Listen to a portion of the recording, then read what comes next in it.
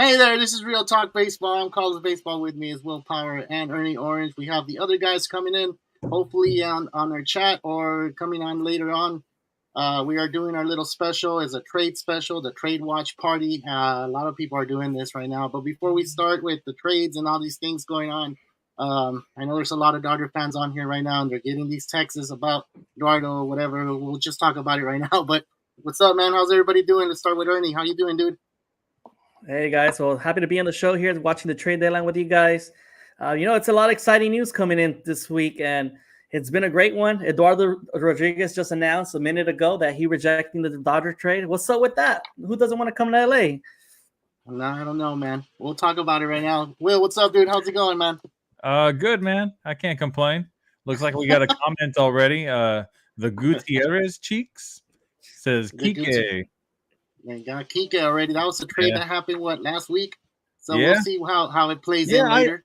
I know there's a lot of Dodger fans out there that don't really like this trade, but I love this trade. I feel like he's the super utility guy. He could play any defensive position other than catcher and pitcher, obviously. But dude, that versatility, it makes you so valuable. Let's say Max Muncy goes down, you have a replacement. Let's say Chris Taylor goes down, you have a replacement. If Mookie Betts goes down, you have a replacement. Now the bat isn't as good as any of those, but at least you know that you have depth. The Dodgers have always been really good about having depth on their roster. That way they can bring guys up whenever they need to. They can send guys down whenever they need to. It makes them a good team as a whole. Yeah. And I feel like that's what they were trying to do with the Eduardo Rodriguez trade also. But it's a personal thing. With Eduardo Rodriguez, he had a multi-year deal with Detroit, and maybe he's already established a life, bought a house, did so many different things, and he just doesn't want to leave. Yeah, well, I mean, he doesn't want to be a winner, definitely, because he's out there in Detroit. I'm not bitter, but I'm just saying, he could have said, hey, I bought all these. I don't know. We don't know his circumstances, like you just said. But there's other teams that made trades, and they're making trades. The other one before this one was the Astros went and got their old freaking pitcher Verlander, and that's something to be happy for if you're an Astros fan. I mean, I guess like that they got him in 2017, and that paid off. He was their starter for all these for them to get that push into the playoffs and going beyond and winning the World Series. But yeah, dude, it's just whatever the team needs, they need to go after. I know, Ernie, you're an Angels fan, dude. I know, you're waiting for another trade to happen. I know Giolito, it happened during the earlier in this week. Are you waiting for another trade as an Angels fan, or you feel like this is enough? I mean, there's still an hour left, and that's what makes it fun because that's why we're on here. You're right. There's still an hour left, but that AOS, guys, is looking super strong. With the addition of Verlander with the Astros. And not only that, the Rangers just added a bunch of starting rotation to their lineup too. You got Max Scherzer and Jordan Montgomery's joining. I'm really hoping the Angels could add a little bit more. I mean, they did add CJ Cron and Randall Grichuk over the weekend. It looks like Taylor Ward will be out for the season. And, the first baseman has been a liability for the Angels. So adding CJ Cron, a veteran bat, helps out a lot.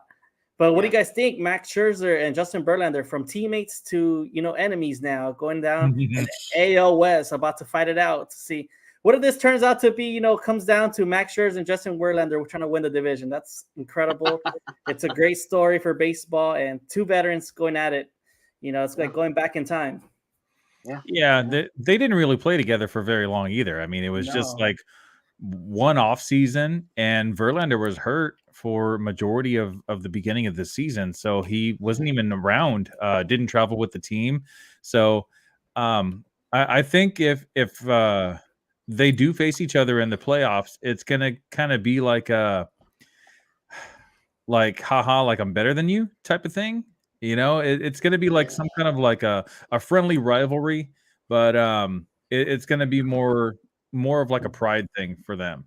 Of course, man. It's just an ego thing. It's like when they played in Detroit together, that was an awesome starting rotation, and now they played in the Mets, and like you just said, they were injured, and they didn't pitch enough time together. So now it's going to be one of those things. You know what? they traded me to the better team. But they are older though. They are older. The way that baseball's set up now to what it was back in last year, it's kind of taking a toll on these pitchers. For Scherzer, for me, he had dead arm, right? What's the difference this year? What's the difference that's going to happen this year? Same with Verlander. I kind of felt like wherever Verlander went, the team that got him is going to have to, be like, it's a toss up. We don't know what they're going to get, and that's the thing that they're going to experience. But it's better to make a trade than not to make a trade at all, I feel, because if the team needs someone on that roster and they need starting rotation and starting pitching, I think they should have gone for it. I mean, that's a good thing. And Montgomery, dude, I didn't see that one coming, to be honest. I didn't see Montgomery getting traded. That one was a good one. I just felt like, what the hell happened? Some great pickups. Yeah, super great pickups, dude. We do have just a quick announcement, guys. Yeah. Sorry, quick announcement. Jake Berger has just been traded from the White Sox to the Marlins. Marlins were kind of quiet, and they finally made a move. Yeah. What do you guys think about that one? Jake Berger. I mean, hey, you were talking about Jake Berger though on fantasy baseball, remember? Fantasy wise, but he's not a game changer. It's like when it's like Jake Berger versus like Yuli Gurriel. For like the first base spot. Yuli Gurriel has better contact, but Jake Berger has more power, so they're probably going to split time at the position and also kind of alternate a DH maybe. Yuli Gurriel will probably he's definitely the better defender. So I'd say, he's probably going to get more starts at first, and then Berger is going to be more like a guy off the bench, I think. So fantasy-wise, his fantasy value just dropped pretty tremendously, in my opinion. Do you guys think that the trades already happened to where, like, we're not going to feel super excited because I feel like the big names are gone? Or is there still a big trade that's waiting to happen and we're going to be like, whoa, for real, that happened? Goldschmidt's still out there. The Cardinals are kind of having a little fire sale. At least they talked about it. The Mets are having a big fire sale. They already got rid of a lot of big names, including Mark Canha. A lot of people don't know who Mark Canha is, but he's pretty versatile too. Yeah. He can play in the outfield. He can play first base. He's a decent hitter. I think. Let's remind them who Mark Canha is, though. Mark Canha was the guy that talked shit to Ohtani when he was with the A's. Did he? Yeah. So I think Ohtani threw I guess a little bit too close to him. Mark Canha got all upset. And Ohtani was like, hey, man, it just slipped out of my hand. Relax. I'm not trying to hit you. So, yeah, that's Mark Canha. But he's not Mark Canha looked like the villain there. Mark Canha looked like the villain in that one. But, right, man, there's still a lot of trades going on, guys. We still got Dylan Cease in the market. Don't forget about Dylan Cease. I'm not sure. Yeah. So Dylan Cease. How are the Yankees gonna sell? The Yankees have been playing so bad. You ask yourself, are they gonna finally decide to be sellers? That's the main question. No, the Yankees are too prideful. It's gonna stay pat. They're in their heads. They're saying that they still have a chance to make it to the playoffs, and in their heads, they think they're winners. Even though they're at the bottom of the barrel in the AL East. It's crazy though, because even though they're at the bottom of the AL East, they're still they would still be winning the division in the AL Central. That kind of just shows you like what the AL Central also has to offer. But there's a lot of teams in the AL Central that haven't been selling yet. So there could be still some big transactions, stuff that we weren't even thinking about. Like, whoever thought that Aaron Savali would have gotten traded? I don't think anyone just saw that, but these GMs from other teams, like, they're thinking out of the box. Verlander and Scherzer aren't the only ones out there. Eduardo Rodriguez seems to be off the table, at least for the Dodgers, but we'll see what happens with him. Maybe there's going to be another team that swoops in and maybe picks him up. I know the Padres were talking about possibly trying to go after Verlander and Erod. So maybe he could be a Padre, maybe he just doesn't like the Dodgers. And maybe what I said about him, starting a life in Detroit, maybe that's just, my thought process. But, You never know. We have about 50 minutes to find out. Yeah, that's true. Jamal, I know I posted your question on here, and we just got on ourselves. We're just going through some of those trades, but Lorenzen to the Phillies is a great trade for their wild card push.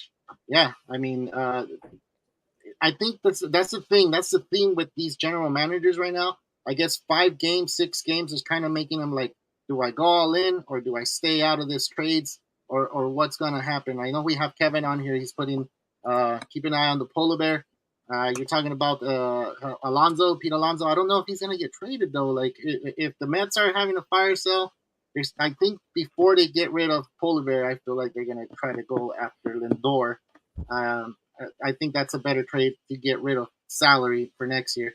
And then he has on here, this is good. This is great. Verlander told reporters that Mets are paying him for 2026, I guess his contract, which is kind of like a Bobby Bonilla type thing, where they're still paying Bobby Bonilla a big chunk of that contract in July 1st until 2042, I believe, which is he's still on part of that payroll.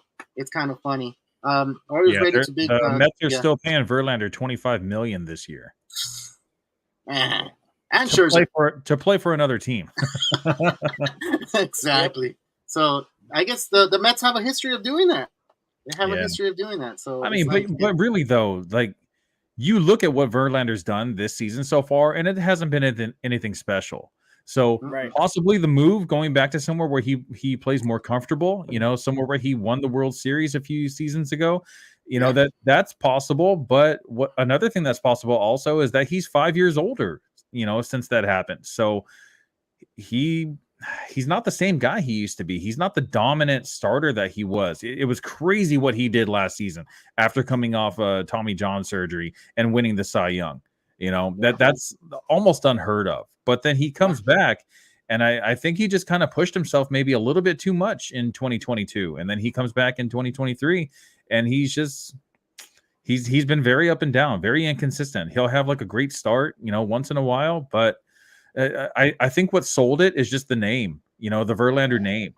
Everyone knows what type of player he's been. He's probably going to be a Hall of Famer, Yeah, I agree. I did see when we were texting that once. I guess this happened in 2017 as a Dodger fan, and we're going back into the Dodgers. I know, but this happened in 2017 where the Astros went after Verlander and the Dodgers went after Drew Darvish, and who won that World Series, right?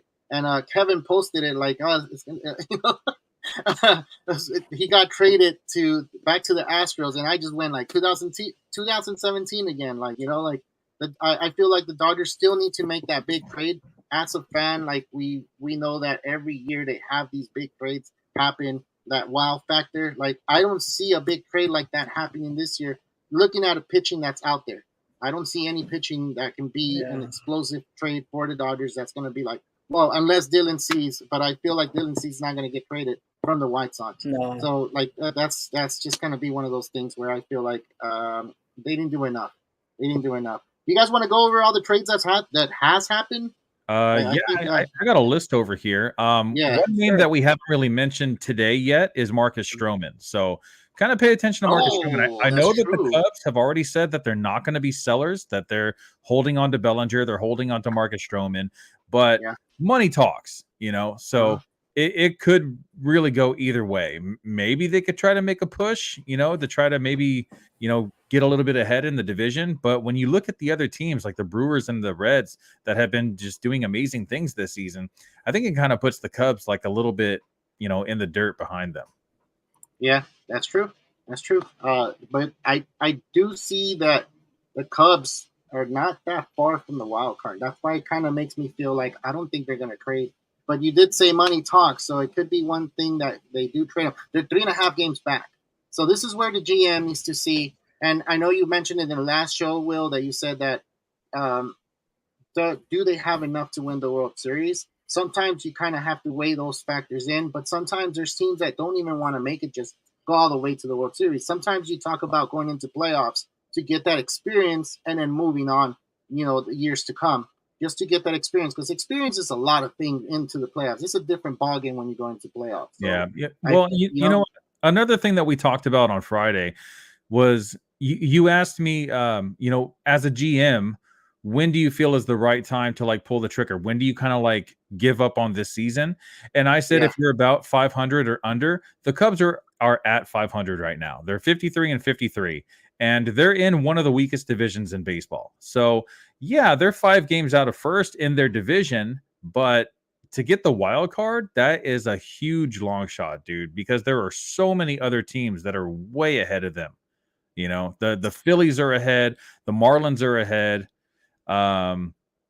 There's just too many teams in front of them. Dodgers and the Diamondbacks are battling it out for first place. There's too many teams that are going to get those other 2 wild card spots, versus the Cubs that, maybe, but it feels like it's a little bit too late for them.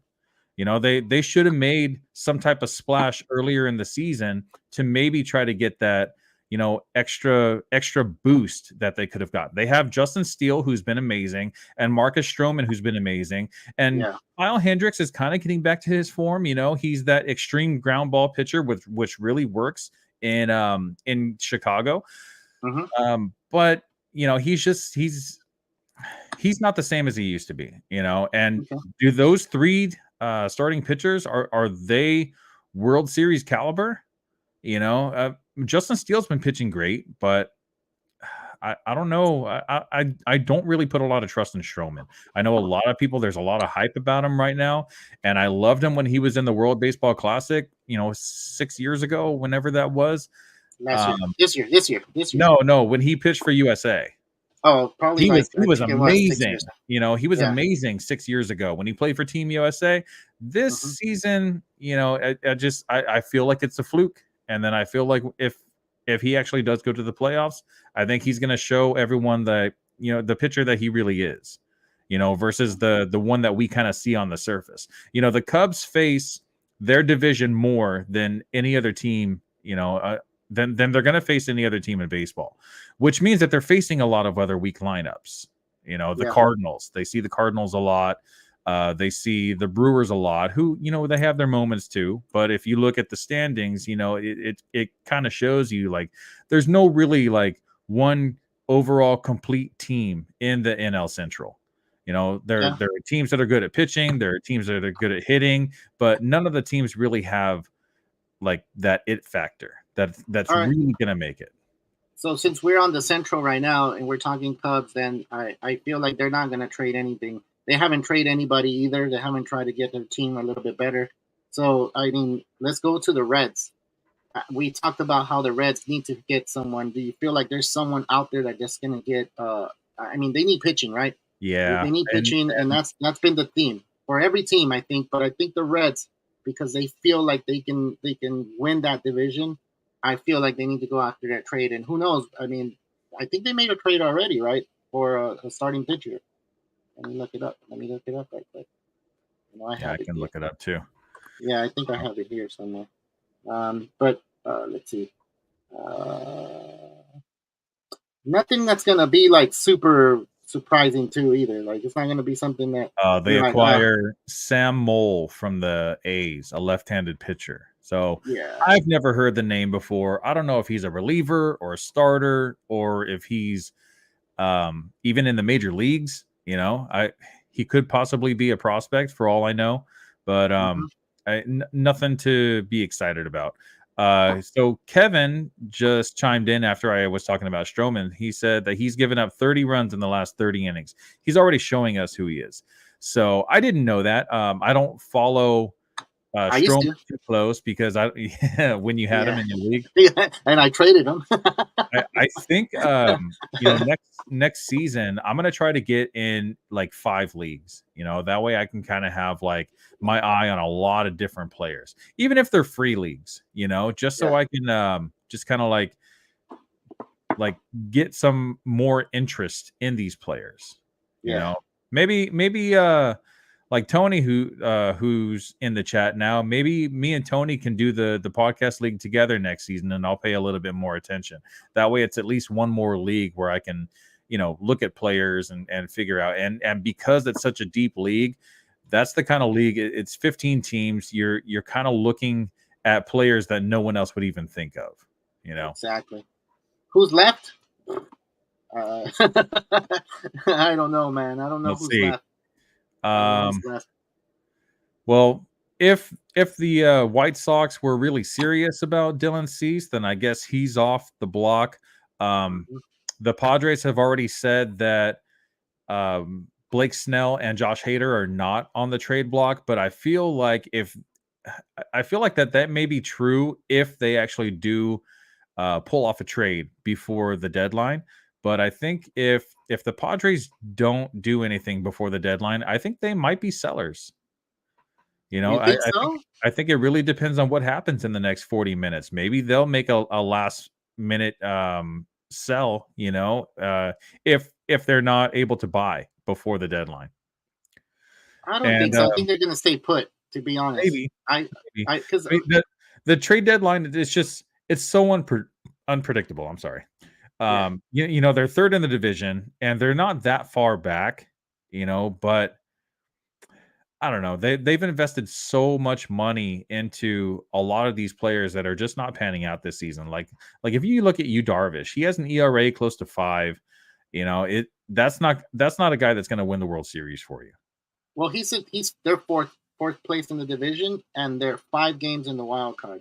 So you talked about the Cubs being 3 games, and that's a lot to climb up, because there's a lot of teams ahead of them.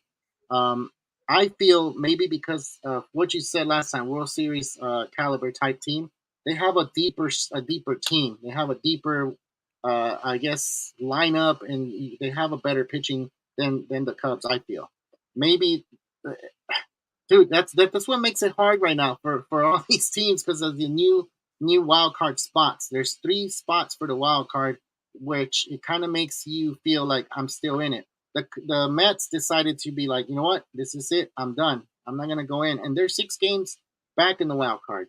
So they could have still pushed and try to go forward.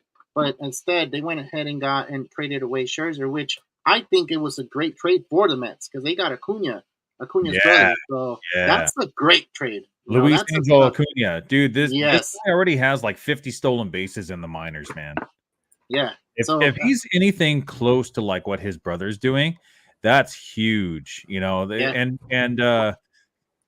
did read, Kevin had just texted us in the group text right now, but I did read earlier that the Mets said that they are looking more towards like a 2025 kind of resurgence. So they want to try to get their young players out there. They're betting on guys like Brett Beatty, the Luis Angel, Acuna, and they're probably like the draft picks that they picked this year and possibly even next year, So I feel like they're going to try to make a splash after getting rid of, their 2 aces that they had, which is Verlander and Max Scherzer. That's correct. And the Mets. Hey, I'm back, guys. Sorry, just had to give a quick reboot. But yeah, the Mets just got the Astros' top prospect as well, and a great picture of Jake Jervis that adds just to the potential of the Mets being a great team back in 2025. Now, that's concerning that they're trying to sign Shohei for next season, because that is where I don't see Shohei wanting to go to a rebuild team. He wants to go to a new team that could win. He's a little bit older than a lot of people realize, because he played in Japan for so long. He's 29 years old. Right. He's going to approach 30 soon. And, by the time he knows it, he wants to compete the next 5-6 good years he has left in his arm. And, because how much longer can Shohei really compete doing, both things, batting and pitching at the same time? That's something that we need to, I think that's something that's going to be interesting to see in the upcoming years. Not only that, but this is a guy that already had Tommy John surgery as well. Not only does he have a lot of wear and tear on his arm, but he also has a previous surgery. And there's been multiple pitchers that have had 2 Tommy John surgeries in their career. Hopefully Shohei won't be one of them. Hopefully he can hold up better than the rest. But if you've ever looked into Shohei Ohtani, like as a kid, this guy's been training baseball since he was a little kid. Working on his craft since he's 3 years old. So this is a guy that has a lot of miles on his body, on his arm, and right now he is in his prime, which is why he's playing every single day and he can pitch once a week. But like you said, Carlos, how long is that going to last? Yeah. Well, let's continue with the Central. Then we go into the Brewers, which they are like competing with the Reds and well the Cubs. I mean, they're 3.5 back, but like, is there something a big splash that they can make, or they can go ahead and do so they can win that division in the Central? So the Brewers did acquire Andrew Chafin from the Diamondbacks. So it looks like they're trying to work on their bullpen right now. Andrew Chafin has been, he's kind of been like the de facto closer for the Diamondbacks. But now that the Diamondbacks have, what's his name? The guy from the Mariners. Segold. What is it? Jake Segold, I think, if I'm not mistaken. Seabold, something like that. Yeah. So he's supposed to be like taking over as the closer. So now they ended up giving up Andrew Chafin, and the Brewers, I don't know. Andrew Chafin is fine. I don't think he's going to be, in anything crazy, but the Brewers already have a closer. So it looks like they're just trying to like add extra bullpen help, which in the playoffs, you're definitely going to need that. Right. Yeah. Not only that, they also added Carlos Santana last week, which was a huge addition. And I feel like the Brewers are making so much more moves than the Reds are. I feel like the Reds are kind of staying put with their young guys. They're not really trying to give up none of their top prospects. And I'm not sure if the Reds could really keep up this whole time in September, come down September. What's in the Jonathan? What is it? Jonathan India was supposed to be the he was in the trading block, right? So like that could still happen. Hasn't happened. It can still happen. So is there? They have a lot of infielders, so they do, and that's the thing. Like I feel like they need to trade for that one experienced pitcher, which I felt like he's already off the trading block, which was the Astros, which was it was Scherzer or Verlander, one of those two top pitchers. Or even Erod. Exactly. So he just decided to say no to the trade going to LA. So we'll see what happens in the Central. Let's move on to the East, the NL East, and we have the Braves sitting on top in front of the Phillies. 11 games. That's a lot. Do you guys feel like they need to make another trade or need to make any trade? Because everybody does make a trade, even if it's someone like a Kike Hernandez, like we just talked about when we opened the show, right? Or something like that to spark up the team that can, get them into that, August and September, because sometimes you lose a little bit of that spark and you want that spark to continue into the playoffs. So especially the Braves, they're going to be sitting on top of that division, on top of the NL division series, where they're going to have to get a bye and then wait for whoever wins that wild card game to go to Atlanta, right? Mm-hmm. So what happened last year? Remember, last year was a different playoff bracket to where the Braves, the Dodgers had to sit and have a bye, and then the wild card teams came all excited, came in there and they beat the two top teams. So I feel like maybe the Braves do need to see what they can do. But you do have the Phillies, you have the Miami Marlins, which they already made a little trade, and the Mets in Washington, they're pretty much out. But the Marlins, are they going to make a trade? Are they going to make something happen with their pitching, or they need some hitting? And that's another young team that you need to be watching out. And then the Phillies are ahead of the Marlins by a half game in that wild card spot and in the division as well to be in that second place. So that's a lot of things that we need to hopefully something happens like that. And that's what makes these trades exciting. That's why we came on today to talk about baseball, because this is like an exciting time. And I said earlier, I guess in the other shows, that this is pretty much our Christmas, mm-hmm. This is where we talk about all these like, oh, what if they do this? What if they do that? So like the East, whoever wants to take it over right here can go ahead and start on that. But I feel like the Braves are fine. They just need that one spark. That one spark player. Well, I think that they got a little bit of a spark today. They traded for Brad Hand, and Brad Hand has been a closer for a few different teams in the past. He's played on like 9 Major League Baseball teams since the beginning of his career, and I think that's a great addition to the Braves bullpen. Every bullpen could use that extra left-handed pitcher. It's a lot of bullpens don't even have any left-handed pitchers. So if you can get a decent one, which Brad Hand is, and he has been in the past. There's been teams where he didn't really do much, like with the Padres.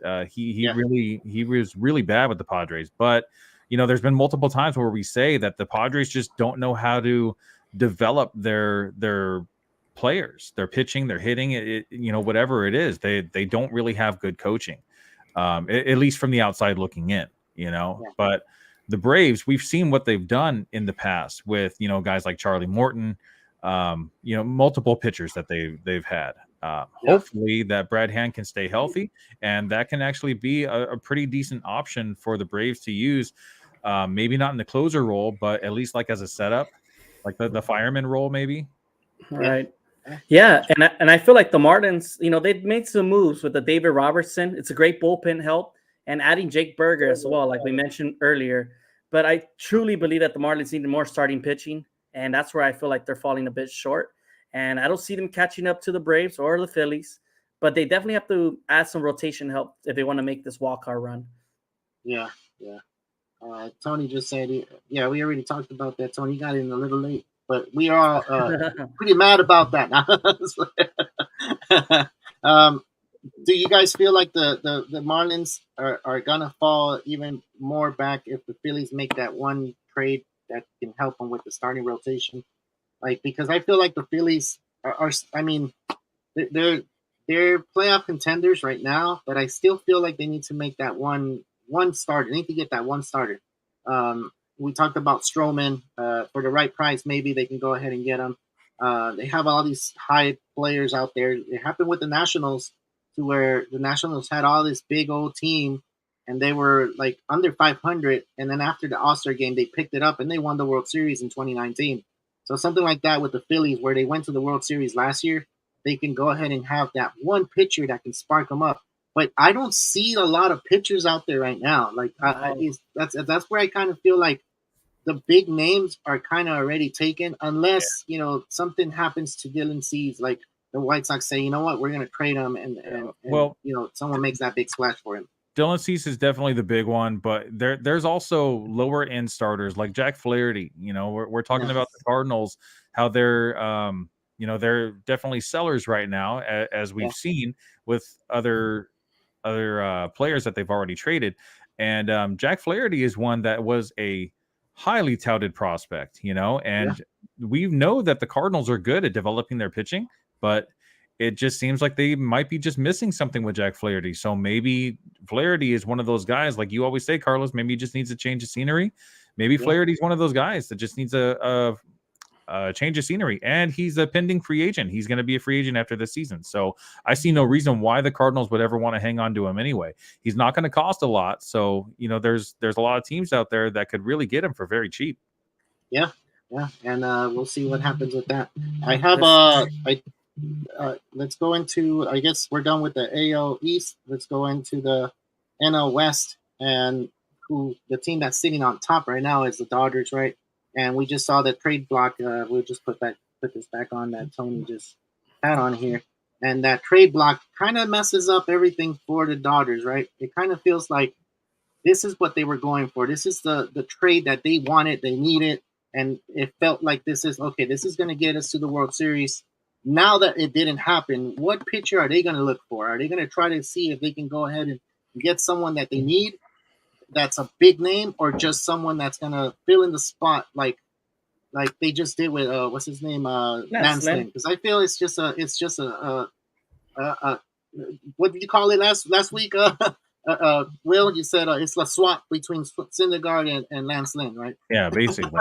The only difference I really see is that Lance Lynn is healthy and Syndergaard isn't. Syndergaard, I believe he made a start last night. I actually didn't check to see how it went, but I wouldn't be surprised to see him go on the IL again, in the near future. Yeah. And that's the thing. That's where it kind of it sits. But then you have your San Francisco Giants, your Arizona Diamondbacks, and the SD Padres. So that's where you kind of feel like, okay, what's going to happen with those teams? I know San Francisco is trying to get a good pitcher out there as well. We forgot about one huge trade. The Padres went and got Rich Hill. And G-Man Choi. G-Man Choi. And G-Man Choi. Bro, do you remember watching G-Man Choi in the World Series? Man, that guy is limber. Have you ever seen him do the splits at first? Yeah, that was has incredible. flexibility. He did that multiple times. He even he's a good cheerleader too, though. He's a big time good cheerleader. He even jump grabbed the ball in midair, and then he swiped down and hit Freddie Freeman on the back and got him out. Yeah, I remember he actually came up with the Angels organization. That's where I got to know about G-Man Choi, and he was like a great type of player coming up. But man, the Padres are showing that they're trying to be buyers, guys, and they're not going to give up. They're only 5 games back, and Carlos has been talking about it all season, where he believes they're going to just get fired up at the right time, and they're showing signs of life here and there. But times like these, this is where they need to start winning, or else it's going to get bad. But every other team in the NL West is making some type of moves. The Giants and Diamondbacks have also kind of been showing some type of struggling these days. They've been struggling. They're showing their inexperience. The Giants have just added A.J. Pollock to their lineup. It looks like the Giants are stealing all the ex-Dodger players out there. They got A.J. Pollock, Alex Wood, Shane Alexander, Jock Peterson. They're taking all those small players, but they're competing out there in San Francisco, which is kind of interesting. Yeah, that's true. And then you have the Diamondbacks, where you kind of feel like, okay, they need to make a trade if they're going to make that push and that run, because they were in first place all season. And then for some reason they just fell off. It's just because they're so young that they don't know how to run all the whole season. And that's where I feel like the Padres, they started off slow. They keep playing slow because they just swept the Rangers, right? But the Rangers are struggling right now, right? So you're thinking about that series and you're like, okay, I can't really say so much about that series itself because the Rangers are struggling. But they lost to Colorado yesterday. That kind of puts you back to perspective to say, hey, what's going on with the Padres? Are we really going to go all in, or should we just start, getting new players and prepare for next season? Because they do have a young core still there. Tatis is going to be there next year. You still have Machado out there, and you still have all these big time. You have Drew Darvish for the next 5-6 years. And if you want to get more players for the Padres, you can go ahead and trade Josh Hader or Blake Snell. But I mean, I feel like at this moment, I think they're just going to sit there and just go with it. And I've been saying it all year long. Maybe they're gonna hold it off. There's one more potential trade that I actually just thought of right now, and the Dodgers have a pretty decent relationship with the Red Sox. Mookie Betts trade, David Price trade, now the Kike Hernandez trade. There's been so many swaps, like Alex Verdugo. And what do you guys think about James Paxton? Great. That's a great move. Free agent after this season. He could be on the move also. Yeah, that would be a great, awesome move for the Dodgers. I need a lefty to the rotation. If he was actually able to, if the Dodgers were able to pull that off, I feel like that's a solid 1, 2, 3, 4, 5 in their rotation. Bobby Miller gets either transferred to the bullpen or gets sent back down to the minors. Gets to develop a little bit more before they call him up again. I think Kershaw, Urias, Tony Gonsolin, and Lance Lynn. I think that's a pretty solid playoff team right there. That's true. And sometimes they catch fire later. Paxton, that's just the depth that you need. That's true. I didn't think about that trade, but then you're looking at the Red Sox. They're only 2.5 behind the Blue Jays into the wild card. So that's why I'm saying that. Where does the GM draw that line? This year is different than other years. You have the time. They added the time to the game. You're starting to see players play differently, and some players are not catching on to playing the way they played before. And this just too much. It's just too brand new right now to where it's like, what should I do? Like, I mean, I don't know. You have to have a backup trade. Like for instance, the Dodgers right now, they have the no trade clause with Rodriguez, and he said no. Now, what's your backup plan? What's going to happen? And it just got announced that Eduardo Rodriguez rejected the trade because he wants to stay in the East Coast to be close to his family. So that's the main reason why he blocked the trade. It makes sense. It makes sense. Maybe he goes to the Phillies then. Or maybe Baltimore, like Kevin. Or maybe Baltimore. Which makes perfect sense if you ask me. Baltimore has been kind of in the quiet, and they're in first place in the AL East, competitive. They do need pitching. I mean, every team needs pitching, but they really need pitching. I think the theme this year is pitching, though. Oh, yeah. It's big time. It's like pitching. It's hard to come by. Yeah, it's really hard to come by. The thing is, when you think of the teams that are World Series favorites or just playoff favorites in general, they have stacked lineups, but they also have injured pitchers or pitchers that are just not doing so well this season. Pitching's been on a decline for every team this season.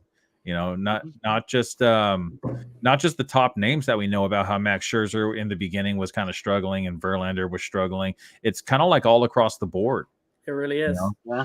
I also think it's the amount of injuries I've been having with MLB pitchers. Probably the pitch clock. And the Tommy John surgeries are just keeping a lot of those pitchers out of the game for a while. And you just have all these pitchers that can't really find nothing in the minor leagues that are ready to pitch right at the MLB level. Yeah, I think the pitch clock has really been messing with a lot of pitchers this season. There's not really much of a difference between last season and this season. Why is pitching doing so much worse this season? The pitch clock was just implemented at the beginning of the season, in spring training. And there have been a lot of very vocal pitchers that have had some disdain about it, So it's the stamina, dude. That's the thing. The stamina, it's just they're not used to it. If these pitchers would have done this when they were playing Little League, all the way through college, all the way through the minor league system, all the way through to ML, major leagues, they wouldn't have a problem. But their bodies would have been used to it already. Exactly. Right now you're using. But even when you're working out, if I go to the gym and I'm hitting chest and I do my bench press, I'm waiting 30 seconds to a minute in between sets. I'm not going to wait 15 seconds. I'm going to get fatigued too fast.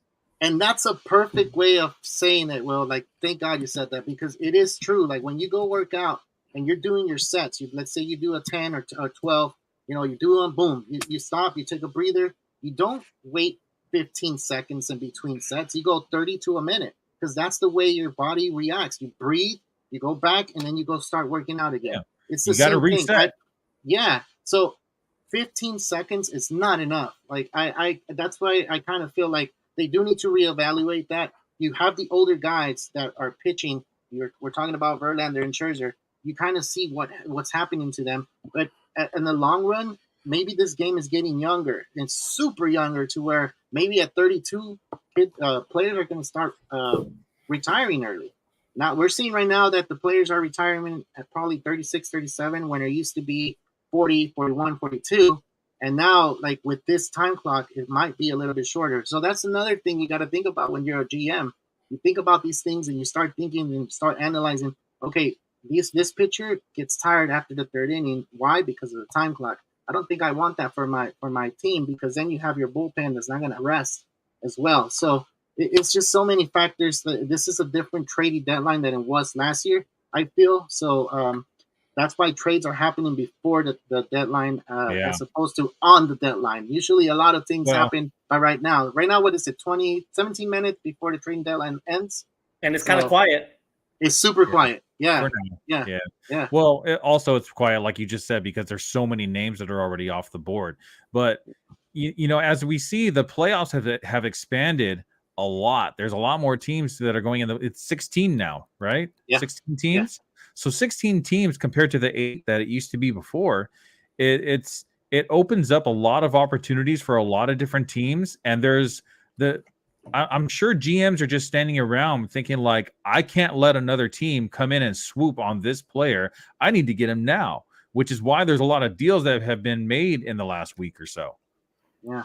And that's kind of where it sucks, man. Well, let's move into the AL, man. I know we've been talking about the NL for a long time. Let's go into the AL. We have an Angels fan here, Ernie. So let's go into the AL West. Since we ended with the NL West, we'll start with the West in the AL. The Rangers already made their trade. They already got Scherzer. The Astros already made their trade, which they got Verlander.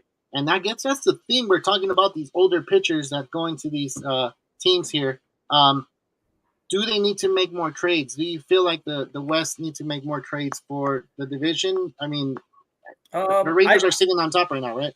Right. I think the Rangers, are coming kind of struggling lately, and they just lost Nathan Eovaldi to the IL. Not sure how long he will be out, but Corey Seager.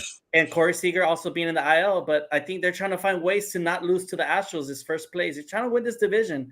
And I know once they go to that wild card round, it's all up in the air, man. Anybody has a shot right now. Even the Mariners have a chance these days.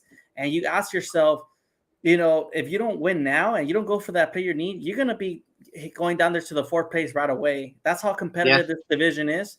And the Angels also, they lose a player, you find one and you add one. They're wasting no time. Every team's trying to make a run for it. And, it makes it so much more fun for baseball because these next 2 months is all going to come down. And when they face each other, they're going to go all in. It feels like every game right now, Carlos, in the AL West or just in the MLB in general, it feels like a playoff kind of environment in every game. Every game means something for these teams.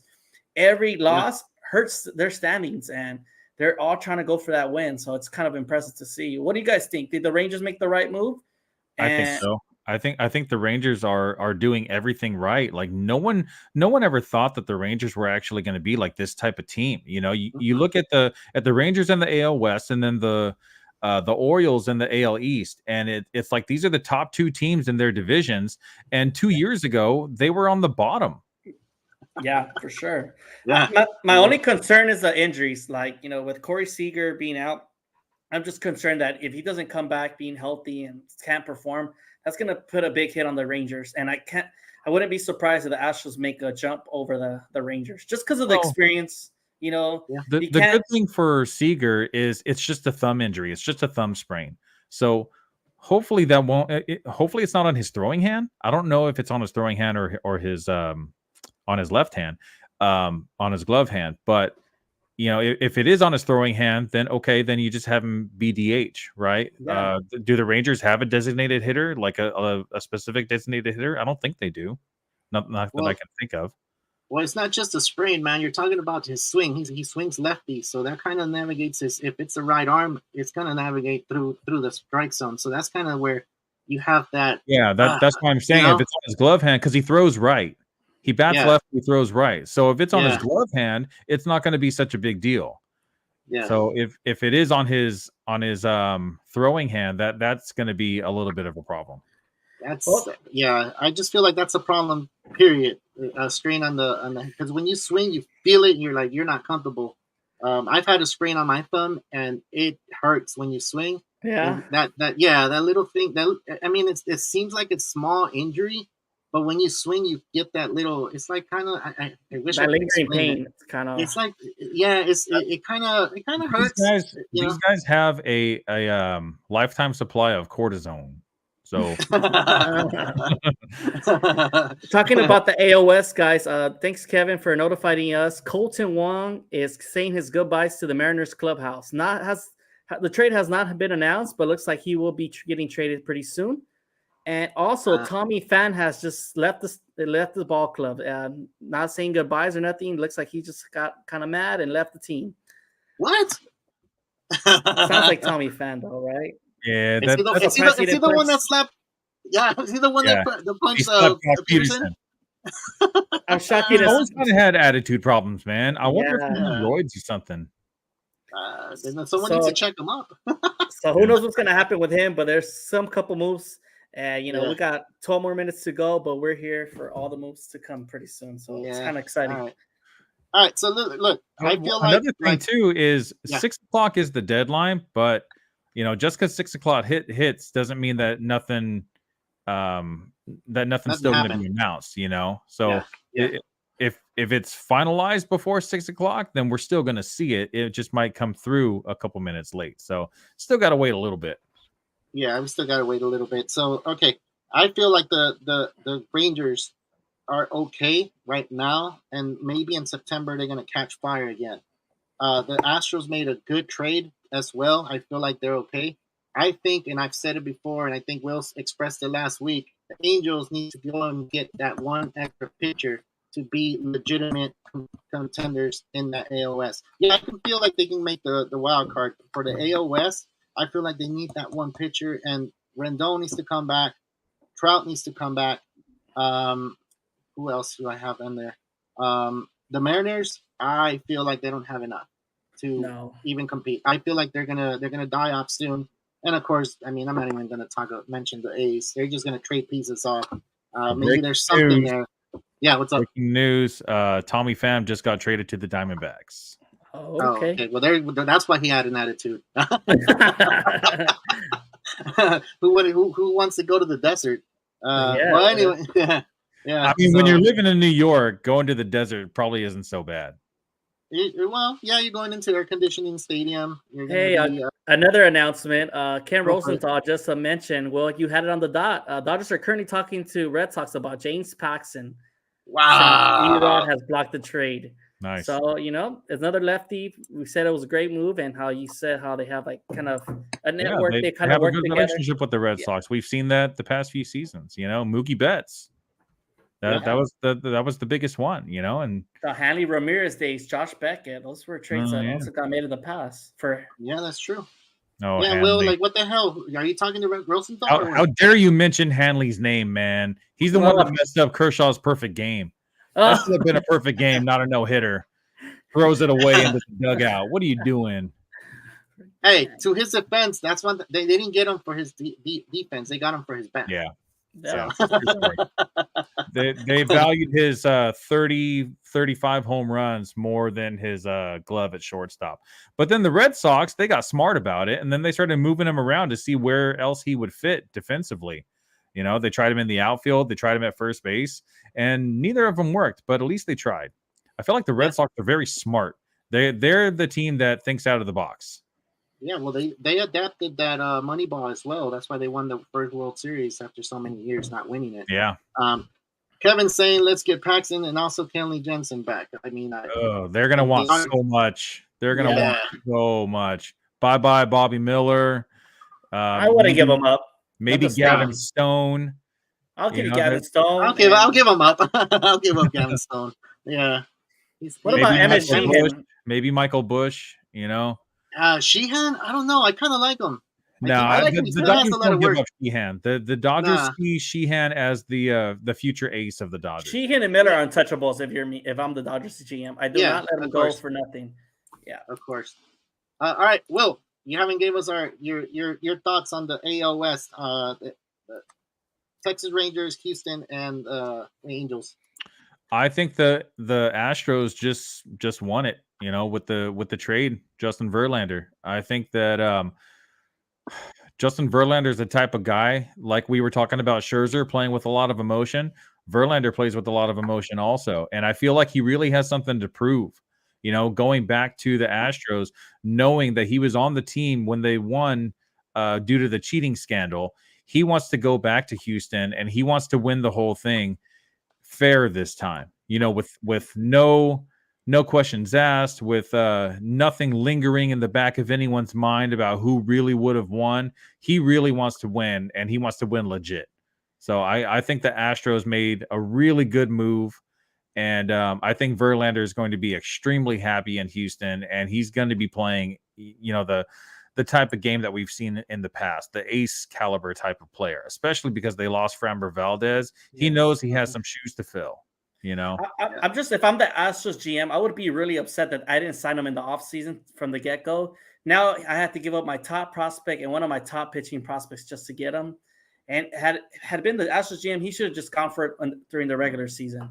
You know what I mean? Well, see, that's the thing, though. He didn't know that he was going to get all these pitching injuries. Like, that's why he was set with his pitchers. They were set to go into the 2023 season. The young pitcher. They wanted, so I feel like right now it's kind of like, all right, you were my second option if my young stars or my studs weren't ready. Verlander also wanted $40 million a year, and even though the Astros are a really good team, they're not a high market team, which is why the Mets are paying a lot of Verlander's salary. They just can't afford it. They don't have the money. And Verlander's going to retire, and the Mets are still going to pay him. So he got it. He got it made. He got a Bobby Bonilla deal right there. So you're saying that they're going to win the division? They won it. They won the trade deadline right now, as of right now. Yeah, I think so. Yeah. All right. Cool. All right. I would say so too, man. I would say the Astros won the division. I bet that one hurts, huh? It doesn't hurt. I was already having the Astros winning the division anyway. Really? We didn't have the Rangers in the mix. I don't think none of us here or most people would have had Rangers in the mix. Yeah.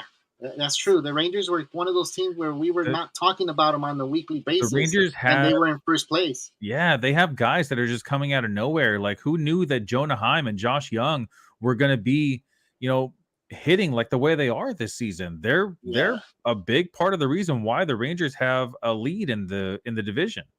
Yeah. It wasn't just Corey Seager. It wasn't just Marcus Semien. The young guys, they brought them up at a good time, and they're excelling. I know Jonah Heim is kind of like on a little cold streak right now, but we've seen what he can do.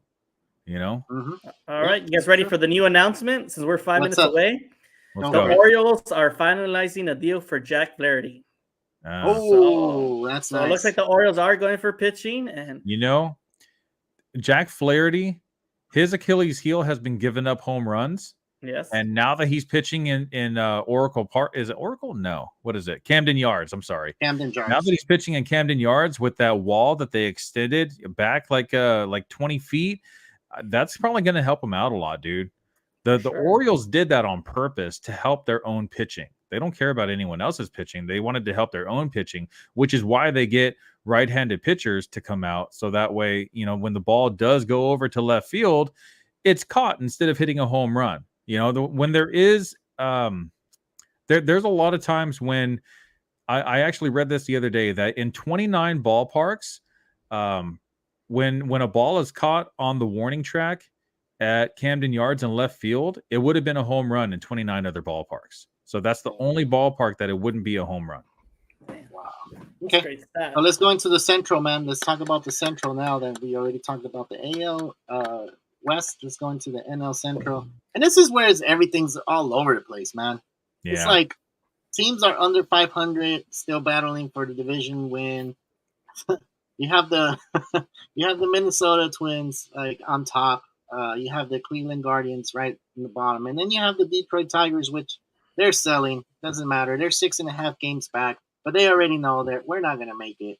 Even the White Sox are 6.5 back, and you would think with that I would be buying, but the team is just not there, and I feel like every team there is selling, and the Twins are just kind of like staying put. We already got the division on lock, and just write it out. I don't see any big trades happening in the Central. Like, I mean, I'm not trying to downplay any team in the MLB, but it's just the Central to me. It's not playing well. Weak. You have the Yankees in last place in the AL East, playing way better than the first place team in the Central. So it's like, come on. Honestly, every team in the AL Central should be sellers.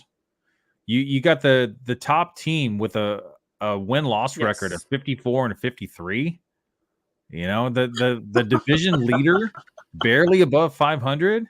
We were talking about this, how if you're at like a 500 record by this time, you should be selling. But the problem is they're leading the division with that 500 record.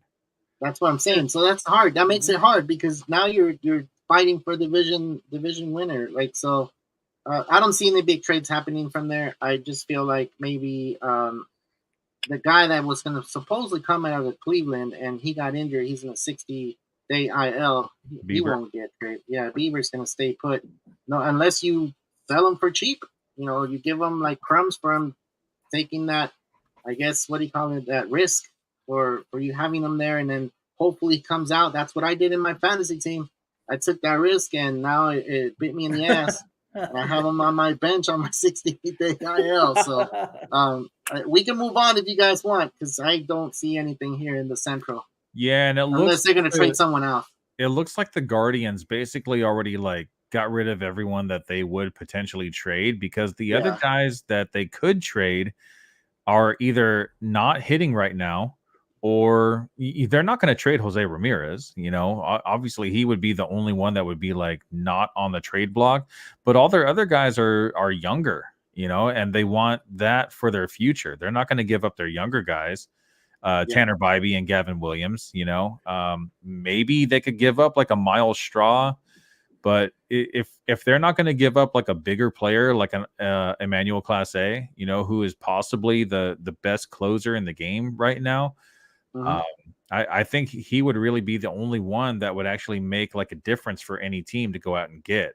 Who cares about Josh Bell? Who cares about Josh Naylor? I mean, Josh Naylor has actually been playing very good, but he's not a game changer. Neither is Josh Bell. I think the only game changer from that team would be the closer, Emmanuel Clase. Well, they need help there. So whatever. Let's just move on, man. Let's go into the AL East, and this one was like you just mentioned. They just the So Baltimore Orioles made that trade, which was good. Go ahead. sorry, the Yankees finally made a deal. They Is it a big one? No, small one.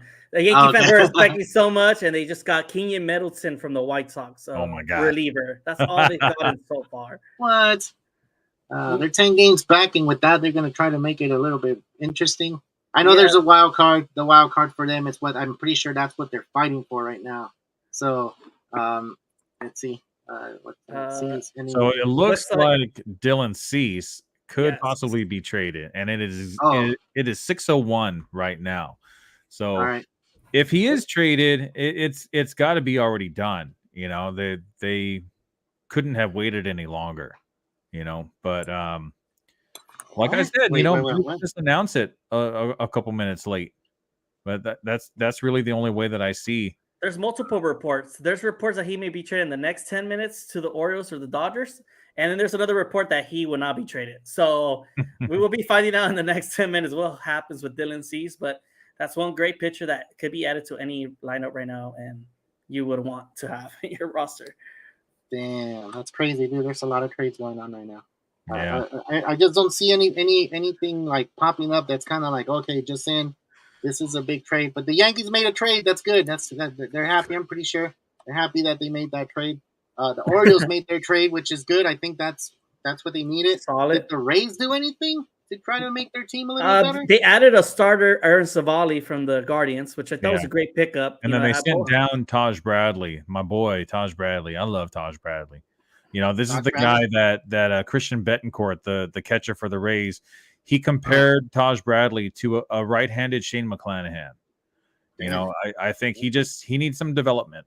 And I think, you know, from the 2023 perspective, he's just not ready.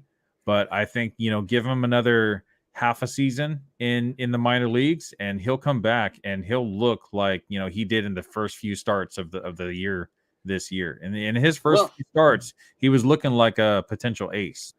Well, yeah, you still have your September call-ups, so he might be one of those to come back up, which would be really great. So, what about the Blue Jays? I know the Blue Jays made a few trades, and then you have Bouchette.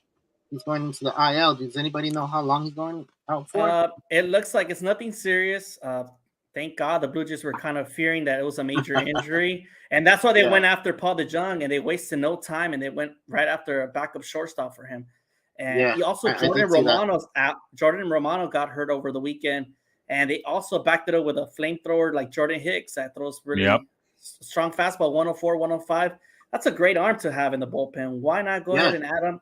And so I thought the Blue Jays had one of the better traits, if you ask me. Kind of quiet ones, nothing major. But they still went out there and got some pretty good replacements for their players going down the injury. Looks like they're ready to win that wild card and not look back, you know. Yeah, they also got Genesis Cabrera from the Cardinals back on July 21st. That was a little while ago, you know, so a lot of people forgot about that one. But that is true. That's the Cardinals they went after. Just another bullpen arm that, you know, is just going to make them just a little bit stronger. Yeah, I think the Blue Jays did make those little trades, and I feel like it's going to pay off for them. And then the Red Sox didn't make anything yet significant to where we can see the team getting better, or even I feel like they're not kind of giving up. I feel like they're just, you know, going to make little trades here to benefit their team for next year. And it's crazy. They're only 2.5 back from the wild card, and it's surprising. They're the only one team that kind of has been selling small players like that, but they're really not going for it, and it's kind of shocking to me. But like you're right, maybe they see more potential 2024, rather save their money and make some big offseason moves. Possible. Yeah, I think the biggest disappointment is the Yankees. Is Chris Sale a free agent after the season? You know what? Not too sure on that one. I think he might be. So maybe they're just banking on them losing, you know, a lot of money off the books. So that's a great move as well. They go ahead and dump. I mean, hopefully next year if he is a free agent. But I remember he signed for a big contract out there. It was 5 years. So he's actually not going to be a free agent till 2026 unless he opts out after the season. He's not. Yeah. He's smart. He needs to get paid. Yeah. Yeah, he's making 27 million, 27.5 million this year, next year, and then in 2025 he'll be making 20 million. Nah, he's good. He's basically he's sitting on the IL the whole time. Yeah, he's not going anywhere. And any other breaking news? Anybody else has got anything? Not yet. I just got reports that the Twins made no moves, and the Yankees, the Kenyon Middleton was the only move they made in this trade deadline, which was kind of disappointing. You had guys like Harrison Bader, their infield. I always mess up his name. I just know his initials, IKF. Isaiah Kiner-Falefa. Yes, they should have traded them. There were in expiring contracts. People could have used those at bats, and why not get some prospects for them? I like Isaiah Kiner-Falefa, man. He can play. He's another Kike. He could play all over. Dude, say it again. Ikalacanepa? What? I can't. I'm not even gonna bother. That sounds yeah. I don't want to butcher his last name, but Will, can you say his last name again? Isaiah Kiner-Falefa. There you go. Isaiah Kiner-Falefa. Whatever he said. There you go. You got it. All right. You just gotta hear it a few times, you know. Yeah, I think so. It's been a while since I've said his name, so it's kind of one of those I just have to practice. Yeah, you got to hear the announcers say it. That's one of the things I like. If I watch like a series, if I watch a Yankees series over the weekend and I'm watching like all three games, one of the games I'll like to listen to the Yankees broadcasters, and then the other game I'll like to listen to, the other team's broadcasters. So that way I can hear, how they say these players' names, which is why I knew about Luis Robert. Carlos, you had mentioned that the other day when I called him Luis Robert instead of Luis Robert. It's because I watched the White Sox game and I have, the White Sox announcers on, and they're the ones that are, trying to get, not botch the names. Exactly. You know what? Once you said it, I went and looked for it. I'm like, wait, let me look into it. And then it does say that he just doesn't matter. It doesn't matter if they call him Robert or whatever, but his last name is mentioned Robert. And it's like, so okay. I did hear other broadcasters for like other teams when they're playing the White Sox that they call him Luis Robert. And even I think it was in the All-Star game last year or something, they called him Luis Robert also. Okay. Yeah. All right. All right. Well, what a quiet trade deadline. Yeah, looks like Eduardo Rodriguez will not get traded. Dylan Cease will not be traded. And that's about it. And the Angels got a bullpen guy, Dominic Leon from the Mets. From the Mets. Well, the Mets were going to trade everybody anyway. But man, that sucks. We're all getting geared up, and I mean that sucks. Like I was hoping for big trades happening. Like right now, we'll get to here. I don't know. I don't see anything else happening to where it's a huge. Even it doesn't matter whoever it is, whatever team it is, like a huge trade to where you see someone that you thought wasn't going to get traded, and then you're like, what? He got traded? Like really? That hasn't happened. That hasn't happened yet. Well, like we said, a lot of trades have been happening already. Over the weekend, middle of last week, and even the week before.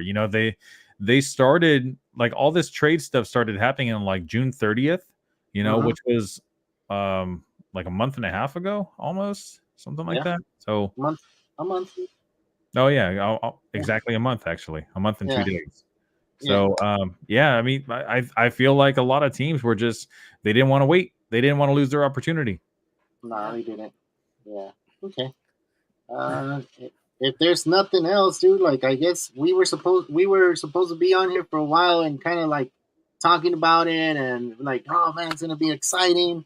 Like, why is it that the year we get on the trading deadline, nothing happens? It kind of sucks to where that just means that we're gonna have to get back on next year and the following. Yeah, we're gonna be a tradition. Expect for sure, man. It'll give us an excuse to kind of all get on together as well. Yeah. Well, we have Kevin on here on the chat. Hopefully, he can get on next time. He's gonna get on a few shows for sure. But I don't see anything on here, dude. I don't see nothing happening. Looks like it's over. Yeah. I do remember when the Dodgers did trade for Yu Darvish. It happened like an hour after. That's when they found out about that. It's like something to do with waivers. Like, is it? I don't remember exactly what it is, but there's they have another. They have to clear waivers. clear waiver clause or something like that. Yeah. So there still could be some more news. It's not going to happen in the next 5 minutes. No, it's not. Well, but I mean, we gave it I was going to ask you guys this question. I guess so. We could wait a little bit. Which trade was the most impressive of them? Like, what team won the trade deadline? And I know, Will, you mentioned the Astros. Who won and who lost the trade deadline? Right now, as of right now, I feel like can I have two or just one? Yeah, go ahead. That's fine. Okay, so I'm gonna keep it in the AL West because I feel like the Rangers, they went and got their pitcher that they needed, and I feel like the Astros, since they had so many injuries in that team, they got Verlander. I think they're set. They're set to go in deep into the playoffs. And there was a lot of teams that should have done the same thing that the Astros and the Rangers did, and they didn't. It doesn't seem like that right now. The ones that lost for me right now, I have to say, that one's a tough one. Can we go? Can someone else go, and then we'll go into the we'll go. I got three teams that I think lost. Yes. And already? Dang. Yeah, I think one team lost because they had a missed opportunity to really cash in. And sorry, Ernie, but that's the Angels. I really feel like they could have got like 4 top prospects for a Shohei Ohtani, and for sure. They missed out on that. They could have had pitching for the future. They could have had, hitting for the future. And I feel like it was just a little bit botched. But, they're putting butts in the seats this year.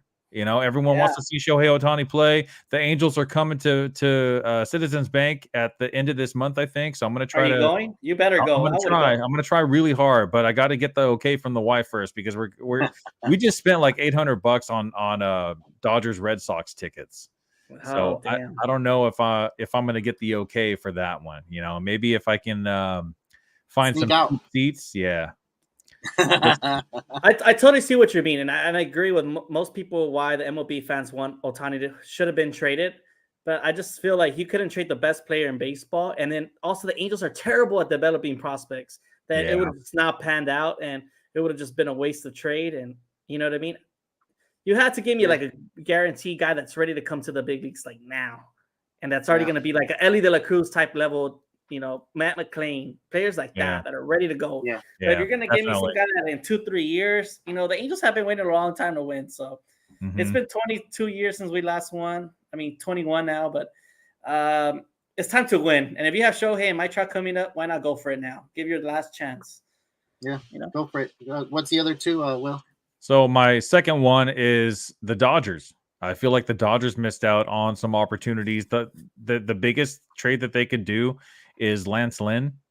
That's kind of a bad one. His 6.86 ERA or something like that. The Dodgers are good at developing pitching. Maybe they can find something in Lance Lynn that the White Sox weren't able to do, but it wasn't a splash. It's a gamble, and they didn't really give up much for him. But I feel like it didn't work with Syndergaard. So now you're just like, this is like Syndergaard 2.0. You're trying to recreate something that didn't happen in the past. You're trying to make it happen now with a different starting pitcher that's also struggling. We mentioned the pitch clock earlier. It's possible that Lance Lynn is just having trouble with the pitch clock. Which is why he hasn't been able to just get it. When before in. This guy loves him, man. I don't know. Tony's always calling me a hater. He's always calling me a hater. But hey, man, I'm just being real. That was my second team that lost. I feel like Paxton and Kevin said possibly Kenley. I think that would have been amazing for the Dodgers. I don't think that they would have had to give up too much for either one of those guys, probably like just enough, especially because they have a good relationship with the Red Sox. I don't think that the Red Sox would have tried to, like sell high, but the other team that I have is the Padres. The Padres went out and they got Rich Hill, old man Rich Hill. That's like 43 years old with one of the best curveballs in baseball, but that's about all he can do. How dare you? Will, how dare you hate on the West Coast teams, Will? Hey, that's all West Coast, man. All West Coast teams. I expected more from the teams that are actually saying that they want to win. All right, so the Dodgers did make a trade. They traded Phil Bickford and Adam Kolarek away to the Mets. For who? For who? They haven't announced for who yet, but they just basically gave him for nothing. Lindor? No, Phil Bickford and Adam Kolarek. Oh, no, I don't think so, man. I You get don't me think excited. so. Yo, Dodgers could use a shortstop. Hell yeah, they can. Yeah, and then another trade, new update right now, mentioned by Jeff Passan. The Marlins have acquired Josh Bell from the Guardians. There you go, Josh Bell. We kind of mentioned him earlier, but you know that's whatever. Yeah, didn't they just trade for Jake Burger? Yes, Jake Burger and Josh Bell are now on the team. So now they have 3 first basemen. You know, I guess Jake Burger could also play third. Yes, I think so. And DH, you're gonna just mix lineups there. You know. Yeah. Whoever's hotter in the moment, I guess. Yes. Okay. Well, I'm gonna give you my loser, man. I feel like the East, the whole East, except the Orioles, lost this one for me because I feel like the East is so competitive that you needed to go and get someone to try to be the top dog, and the top dog is the Orioles, and everyone else just kind of missed out. Like what happened? Like you have the Rays, you have the Blue Jays. Like we did mention, the Blue Jays made some trades like here and there, but it's just pitching is the theme, and you did not go get that pitcher that you need. I think they missed out. They should have pushed for Stroman, man. I think Stroman to the Rays would have been a perfect addition, and it would have been crazy to see because now you see Stroman going. Didn't Stroman pitch for the Rays? Or no, he was with the Blue Jays, right? Blue Jays and Mets. Blue Jays. Yeah. Blue Jays and Mets. So yeah, like the Rays did get Aaron Civale. And we've seen Aaron Civale be good in the past. I don't think he's really been anything like good this season. Yeah. But it's just it is the Rays, and we've seen what the Rays can do with their pitching that they trade for. So but they should have done a little something else. They should have done a little trade here. They should have got Jack Flaherty. They should have went out and got Jack Flaherty. I feel like they something like that. Something like that they could have developed into. They could have probably like pushed and be a lot better than being in St. Louis. Maybe they saw something in him too that like we can't fix it. So I don't know. I think just the AL East, except the Orioles, lost this one for me. So it looks like Phil Bickford and Adam Kolarek went to the Mets just for cash. So they just sold them. Okay. Yeah. Just trying to get that money. Who did you get losing this one, or winning? For me, it was the Yankees, guys. It just looks like the past 2-3 weeks, the Yankees have just been playing horrible. No type of offense. Pitching's just been mediocre. And it was one of those things, like, I know you were only 4 games back, but you saw the product you had in the field. That should have told you we don't have enough. And their team just continues to struggle, keep striking out. I would have just started studying all my players and started looking into the future and just started building around Aaron Judge. You know what I mean? I would have traded Giancarlo Stanton. Goodbye. Thank you for your services.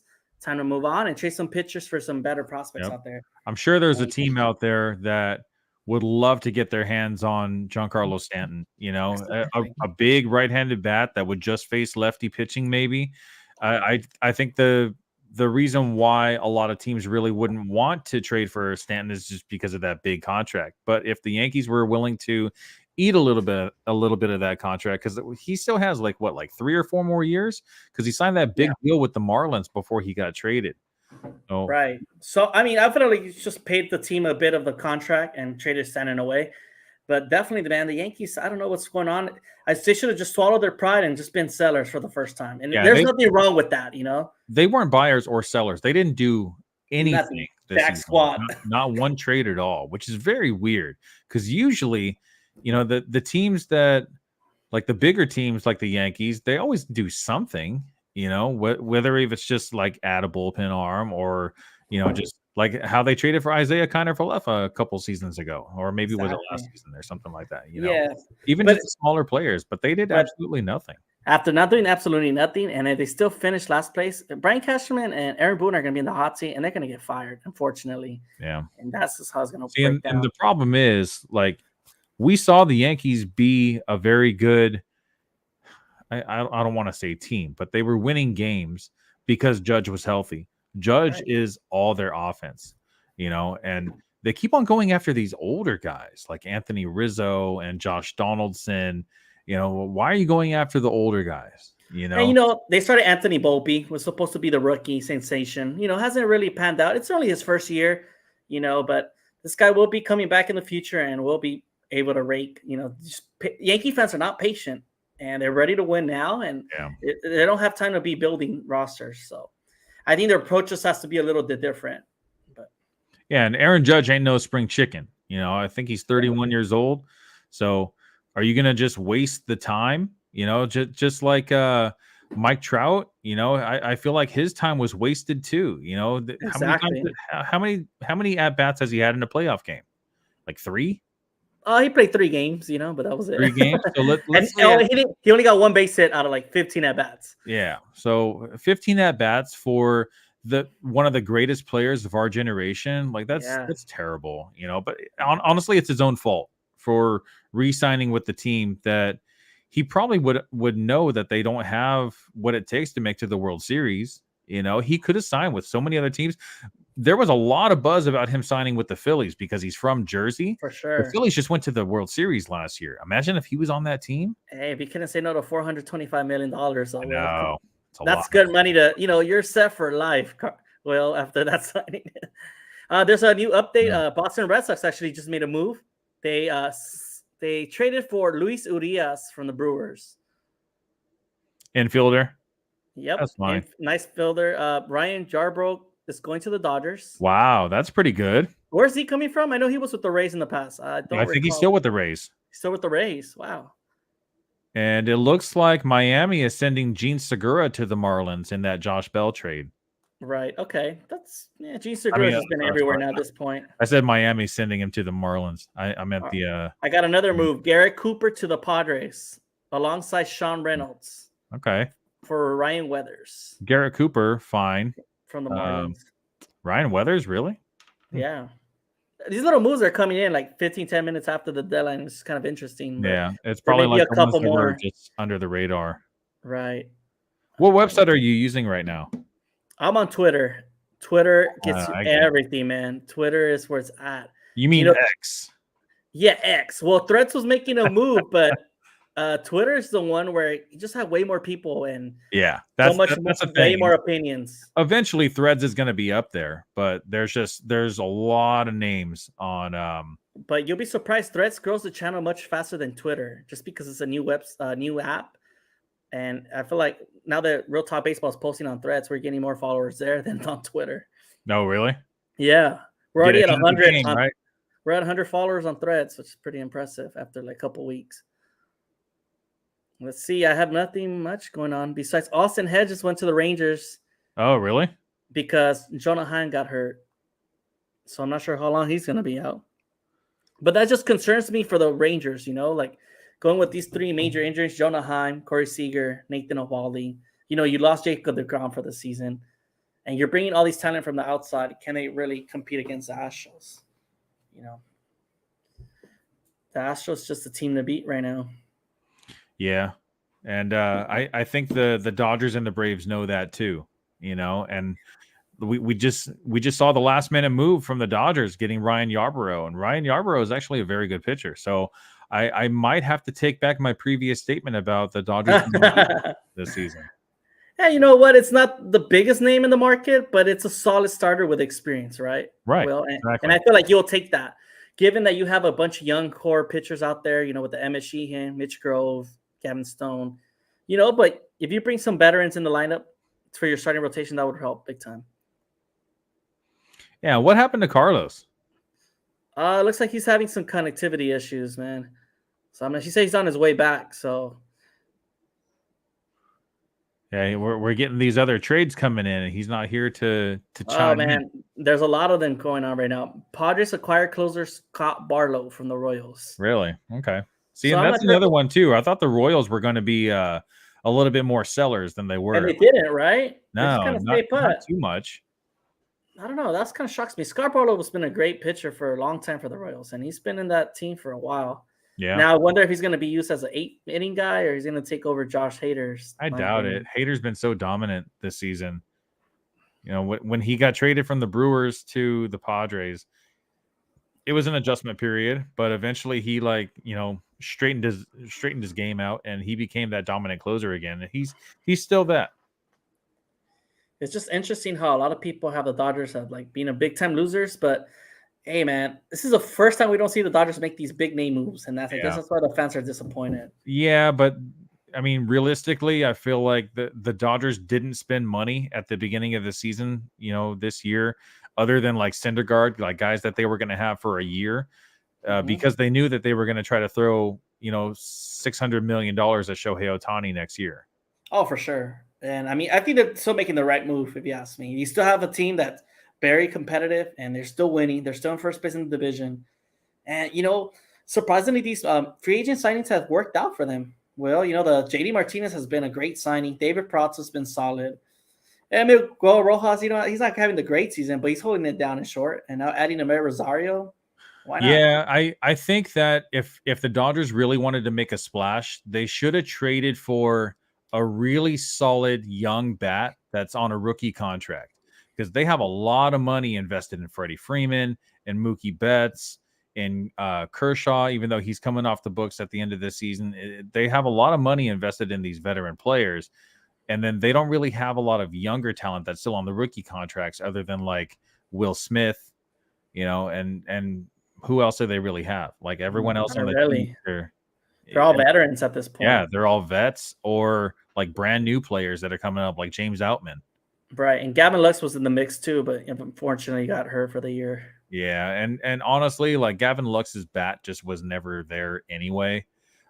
Maybe it could have been this season because he was moving to his natural position at shortstop.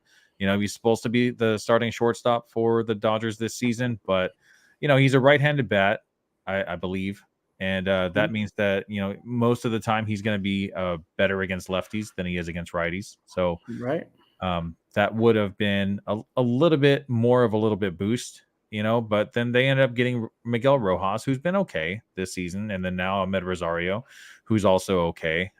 Better defender than Miguel Rojas. So that's going to help a little bit. And the Ryan Yarbroug's a great signing, man. A great lefty pitcher out there. I'm just so shocked that the Rays traded him. I don't see why. I guess I'm confused a bit right now. I'm like, makes no sense. Maybe they're trying to make room to bring Taj Bradley back eventually. I don't know. Maybe they want to go with that arm.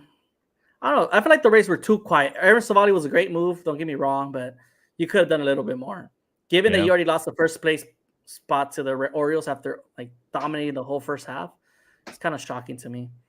Yeah, another thing too is there's a lot of AL teams that don't want to trade with other AL teams, and a lot of NL teams that don't want to trade with other NL teams. So that could be some type of like little block that a lot of GMs really wouldn't want to pass anyway. Exactly. Totally, man. Anything else coming in? No, that's about it, man. That's all I'm getting. This is 30 minutes into the trade deadline. Looks like just a bunch of repeats now. Nothing much coming in. Yeah, man. Do you want to wait for Carlos, or? I do like the Garrett Cooper trade. The Marlins trading. Oh, for sure. The Padres made all the last minute moves right now, adding Garrett Cooper, Scott Barlow, G-Man Choi, Rich Hill. I don't know, man. You think they have enough to go all the way? At least make a final run to the wild card? I don't trust Blake Snell and his like 2.70 ERA. I think that's he's been having some good luck, in the past like month or so, which has really lowered his ERA a lot. But he still doesn't go very deep into games. Once in a while, he'll go 6 innings. I think he went in 7 innings one time this season. And Yu Darvish has just been terrible this season. Yeah, for sure, man. But it just shocks me that they've been playing this bad. But I think they'll make a final move. They'll be fighting for that last spot, maybe. Not sure if they're gonna make it. I'm not sure if it's a little too late, but we'll see if they can make a run for it in the next couple months. I mean, what other pitchers do the Padres have? Darvish, Blake Snell, Michael Walker, Seth Lugo. Michael Walker's been fine. Seth Lugo's been okay. Maybe, and it's like you can't win a World Series when you only have Blake Snell and Yu Darvish. You can't depend on Seth Lugo or Michael Walker. And not only that, the bats are just not. Oh, they do have Joe Musgrove. Joe Musgrove's actually been pretty solid. I forgot about Musgrove. It's just the bats have been really quiet for the Padres, and it's kind of, I don't know what else to tell you, man. They're just not getting those timely hitting. Yeah. It's kind of shocking. But yeah, man, that's all I got for the trade then. I don't see nothing else coming in. It's about it. No more splashes coming in. Yeah, I mean, if there is other things that come through, we can always bring it up on the Friday show, and then you guys can bring it up on the Monday show. Yeah, definitely. We'll bring it up. Hey, I think I'm ready. We're ready to get going then. Yeah. I think sounds Carlos good. Looks like Carlos isn't gonna come back. He says, "Sorry guys, my internet is down, but I'm here doing it from his phone." And he mentioned Musgrove after I said Musgrove. So thanks for listening, man. Thanks. Well, thank you guys for having us. We had a great time being here at the trade deadline, and thanks for tuning in like always. We will be seeing you this Friday. I think we'll have a show, right, for this fantasy recap. I guess you're going to have to talk about the impact these trades are going to make for these players in the fantasy. Yeah, that'll definitely be a big one, big topic that hopefully Javi will be able to get on this Friday. Because I feel like a lot of players are going to lose their value having to share at-bats now. After being with the team, being the main guy, now you're just sharing the position with somebody. It's kind of detrimental to your lineup, and especially now you guys are about to head to playoffs too, right? I think our playoffs start in like 3 weeks. So that's 3 crucial weeks, and this is where you need to make that last push to get in the playoffs or make that deep run in the fantasy baseball. Actually, it might be even more than that. I don't even know what week we're on. I think we're on week 17 right now, and I think we go to week 25. Okay. Yeah, we're on week 17 right now, and I think we go to week 25. Week 25 is the first week of playoffs, so we probably have more like 6 weeks, actually. For sure, there's a lot of baseball still left. There is. All right, well, thank you for having me on the show, man. I hope you have a great week, and we'll see your show on Friday, all right? Yeah, you too, man. Appreciate it, and I'll definitely be watching you guys on Monday also. Sounds good. All right, everyone. Have a good night. We'll see you guys later.